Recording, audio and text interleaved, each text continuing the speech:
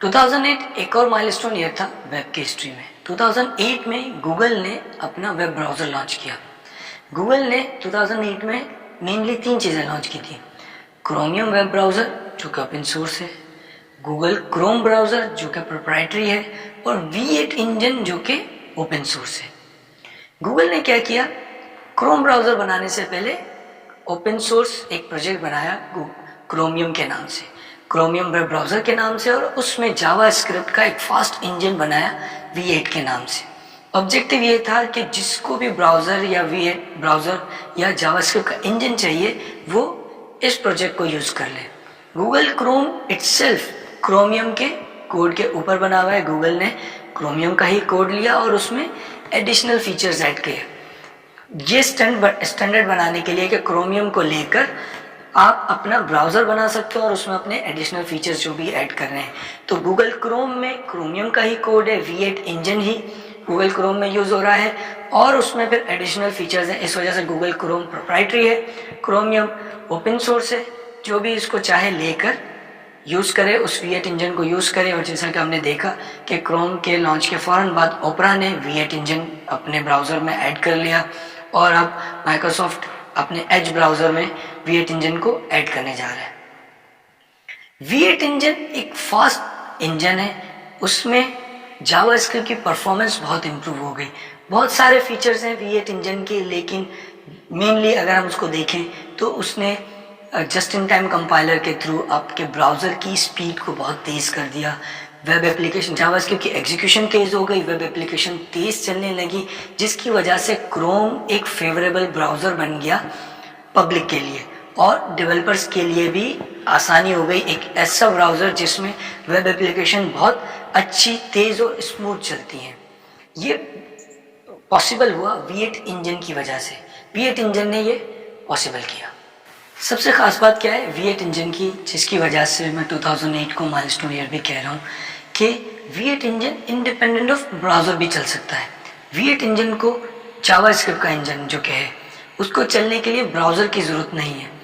इससे क्योंकि Google Chrome ने इसको इम्प्लीमेंट ही ऐसे किया था कि V8 इंजन को चलने के लिए किसी ब्राउज़र की ज़रूरत ना हो। इसका बेनिफिट ये हुआ कि 2009 में रायन डाल ने V8 इंजन को लेके, क्योंकि वो ओपन सोर्स था, एक प्रोजेक्ट बनाया Node.js के नाम से। उसकी खास बात ये थी कि अब आप जावास्क्रिप्ट को सर्वर साइड एप्लीकेशन बनाने के लिए भी यूज़ कर सकते हैं, क्योंकि V8 इंजन लिखा ही ऐसे गया था कि वो ब्राउज़र के बगैर चल सके।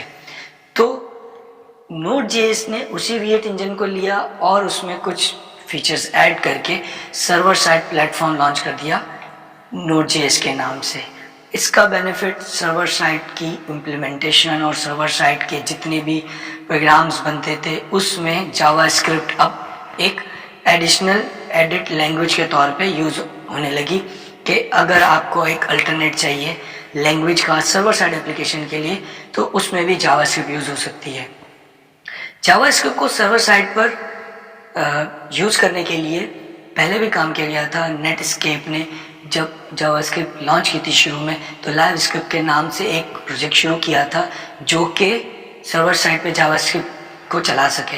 वो प्रोजेक्ट ज़्यादा चला नहीं, लेकिन 2009 के बाद से जावास्क्रिप्ट सर्वर साइड के लिए भी एक स्टैंडर्ड लैंग्वेज और एक बेटर अल्टरनेटिव के तौर पे सामने आ गई और उसकी यूटिलाइजेशन बहुत ज़्यादा एक्सप्लोड कर गई। जावास्क्रिप्ट बहुत ज़्यादा यूज़ होने लगी क्लाइंट और सर्वर दोनों पर। Node.js एक open source cross platform JavaScript का रन टाइम एनवायरनमेंट है जो कि जावास्क्रिप्ट को ब्राउज़र के बगैर भी एग्जीक्यूट करता है।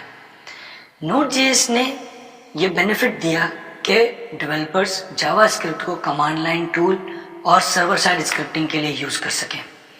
Node.js का इकोसिस्टम बहुत तेज़ी से बढ़ गया, बहुत बड़ा हो चुका है अब Node.js का इकोसिस्टम। बहुत सारे इम्प्लीमेंटेशन आ चुकी हैं और एक स्टैंडर्ड, एक बेटर अल्टरनेटिव है Node.js सर्वर साइड प्रोग्रामिंग के लिए। V8 का एक और ख़ास बात थी, क्योंकि V8 इंजन विदाउट ब्राउज़र चल सकता है, उसकी वजह से एक और प्रोजेक्ट लॉन्च हुआ इलेक्ट्रॉन के नाम से, जिसकी बेस पे आप डेस्कटॉप एप्लीकेशन बना सकते हैं। ये भी V8 की वजह से था।